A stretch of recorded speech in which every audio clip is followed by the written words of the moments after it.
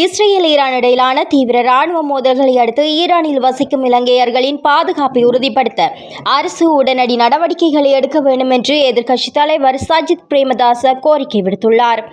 Israel நடத்திய தாக்குதலை தொடர்ந்து தனது உத்தியோகபூர்வ எக்ஸ் தளத்தில் பதிவிட்டுள்ள அவர் இதனை தெரிவித்துள்ளார்.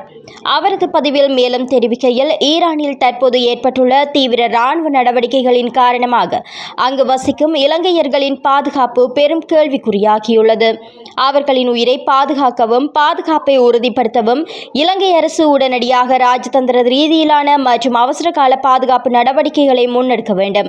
மத்திய கிழக்கில் போர் முகங்கள் சூழ்ந்துள்ள நிலையில் வெளிநாடுகளில் உள்ள இலங்கையர்களின் நலன் கருதி அரசு கூடுதல் அக்கறையுடன் செயல்பட வேண்டும் என்று அவர் வலியுறுத்தியுள்ளார்.